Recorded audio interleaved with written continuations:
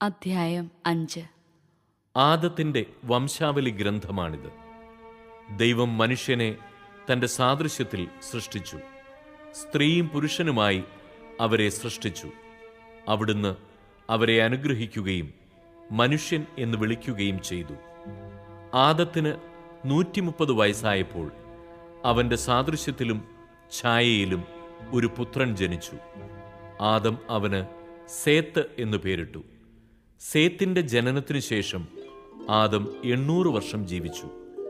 അവന് വേറെയും പുത്രന്മാരും പുത്രിമാരും ഉണ്ടായി. ആദത്തിന്റെ ജീവിതകാലം 930 വർഷമാണ്. അതിനുശേഷം അവൻ മരിച്ചു. സേത്തിന് 105 വയസ്സായപ്പോൾ എനോഷ് എന്നൊരു പുത്രനുണ്ടായി. എനോഷിന്റെ ജനനത്തിനു ശേഷം സേത്ത് 807 വർഷം ജീവിച്ചു. അവന് വേറെയും പുത്രന്മാരും പുത്രിമാരും ഉണ്ടായി. സേത്തിന്റെ ജീവിതകാലം 912 വർഷമാണ്. അവനും മരിച്ചു. എനോഷിന് 90 വയസ്സായപ്പോൾ കെയ്നാൻ എന്ന പുത്രനുണ്ടായി. കെയ്നാന്റെ ജനനത്തിനു ശേഷം എനോഷ് 815 വർഷം ജീവിച്ചു. അവന് വേറെയും പുത്രന്മാരും പുത്രിമാരും ഉണ്ടായി. എനോഷിന്റെ ജീവിതകാലം 905 വർഷമാണ്. അവനും മരിച്ചു. കെയ്നാന് 70 വയസ്സായപ്പോൾ മഹലലേൽ എന്നൊരു മകനുണ്ടായി. മഹലലേലിന്റെ ജനനത്തിനു ശേഷം കെയ്നാൻ 840 വർഷം ജീവിച്ചു. അവന് വേറെയും പുത്രന്മാരും പുത്രിമാരും ഉണ്ടായി. കെയ്നാന്റെ ജീവിതകാലം 910 വർഷമായിരുന്നു. അവനും മരിച്ചു. മഹലലേലിന് 65 വയസ്സായപ്പോൾ യാരദ് എന്ന മകനുണ്ടായി. യാരദിന്റെ ജനനത്തിനു ശേഷം മഹലലേൽ 830 വർഷം ജീവിച്ചു. അവന് വേറെയും പുത്രന്മാരും പുത്രിമാരും ഉണ്ടായി.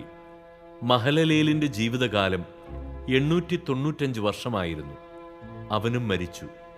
യാരദിന് 162 വയസ്സായപ്പോൾ ഹെനോക്ക് എന്ന പുത്രനുണ്ടായി.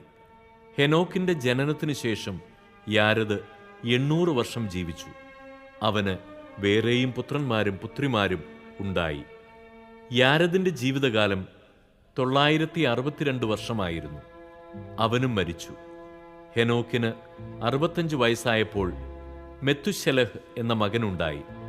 മെത്തുശലഹിന്റെ ജനനത്തിനു ശേഷം ഹെനോക്ക് 300 വർഷം കൂടി ദൈവത്തിന് പ്രിയപ്പെട്ടവനായി ജീവിച്ചു.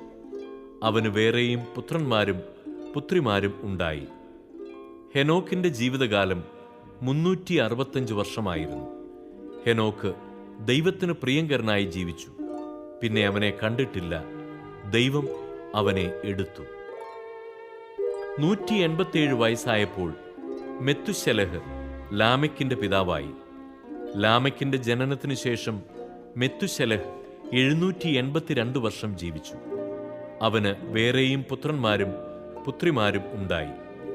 മെത്തുശലഹിന്റെ ജീവിതകാലം 969 വർഷമായിരുന്നു. അവനും മരിച്ചു. ലാമക്കിന് 182 വയസ്സായപ്പോൾ ഒരു പുത്രനുണ്ടായി.